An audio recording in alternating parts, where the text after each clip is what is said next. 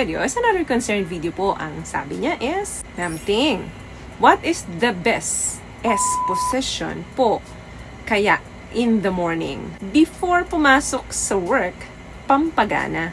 Any suggestion po? We are newly wedding couple. Nag-start pa lang po kaming mag-explore. Okay, congratulations sa inyo. Ito yung tipong pagkagising nyo ng maaga, very short lang yung time o very limit lang yung oras ninyo talaga. Kasi nga, papasok na kayo sa work. Pero dahil kailangan nyo nga, kaya dapat umisa ka. Alam nyo po, pag bagong gising tayo sa umaga, napakainit ng katawan natin. Ang morning S po is one of the most underrated forms of S intimacy. It's lazy, sweetie, sexy, but incredibly intimate. Meaning, mas mataas ang testosterone level ng mga kalalakihan in the morning. Ang mga babae naman, dahil galing sa pagpapahinga, mas ganado yan. Number 1 na S position na masasuggest ko in the morning is ang spoon. Isa sa pinaka-easiest way na position in the morning ay ang spoon. Bukod sa masarap ito, dahil bagong gising kayo, mas mainit ang mga katawan ninyo. Kapag ganitong posisyon na ginawa ninyo, maglalapat ang mga katawan ninyo.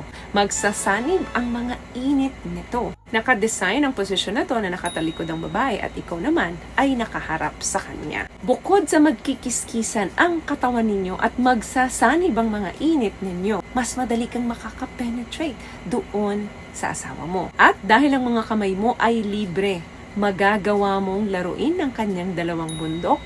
From her behind, magagawa mo rin na laruin ang kanyang tinggil gamit ang mga daliri mo. Yung combination na ganito is feeling incredible. Kung merong kang laruan, nako, pwede mo rin niyang gamitin sa kanya. Sa pamamagitan ng paglalaro sa kanyang mani habang ikaw ay pumapasok sa kanyang pechay, pwede mong mapasaya talaga yung asawa mo. Papasok kayo sa trabaho ng may ngiti sa mga labi nyo. Magandang combination ito in the morning kasi bukod sa mabilis na siya, magkadikit pa ang mga katawan ninyo at libre ang mga kamay ninyo pareho na pwede ninyong ilagayan or gamitin yan sa ibang parte ng mga katawan ninyo. Pangalawang posisyon, ito yung undercover lover. Dahil nga nakakumot kayo pareho, pwede ninyong umpisahan ito sa pamamagitan ng oral.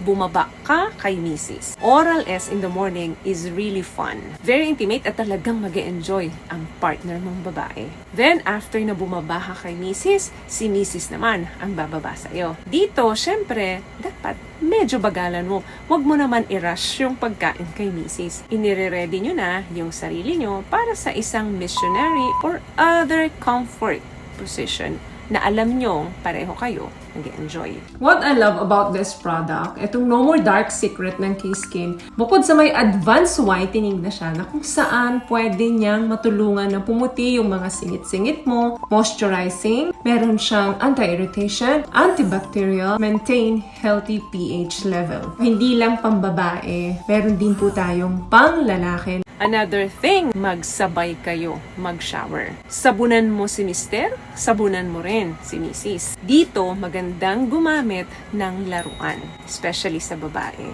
That way, mas mabilis mag-big O ang babae. At pag alam mong andyan na, palabas na, pwede nang si Mister pumasok sa'yo. Habang tuloy-tuloy mong ginagawa ang paglalaro or paggamit ng laruan dyan sa down there mo. Gamitan mo lang ng laruan para sa tinggil. Huwag ka nang gumamit ng laruan para ipasok doon sa pechay kasi si Mister na ang bahala doon. So, pareho na kayong nagkaroon ng successful na Big O.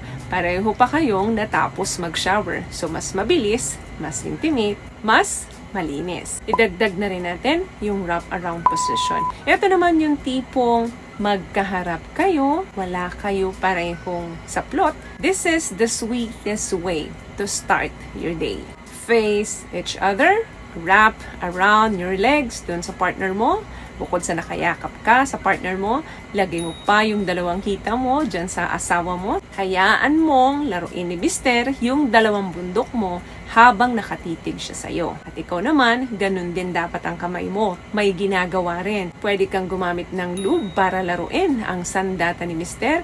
Mas madulas, mas suwabe ang hagod. Mas masarap yan para kay Mister. Medyo pang tamad ang posisyon na to, pero mas relax kayo. Sa pamamagitan yan, pwedeng makatapos si Mister. At pwede ka rin makatapos kasi hindi lang naman yung dalawang bundok mo ang lalaroan ni Mister, pati yung nandoon sa pinaka down there. Plus, you get to wake up in each other's arm. Nasa arms kayo ng isa't isa, magkaharap, then sabay kayong makakatapos, o pwedeng mauna si Mister, o pwedeng mauna ka, pero nakikita nyo yung reaction ng isa't isa. Diba? Sobrang sweet niyan. So, I hope may nakuha kang tips sa mga napag-usapan natin ngayon. At kung nagustuhan mo ang ating video, please give it a thumbs up, comment down below, and also share this video na rin po sa mga kaibigan na sa tingin mong matutulungan ng video natin. Once again, palagi po kayong mag-iingat at palagi po kayong manalangin. Thank you guys for watching and see you in our next one. Always love yourself and be a blessing. Bye!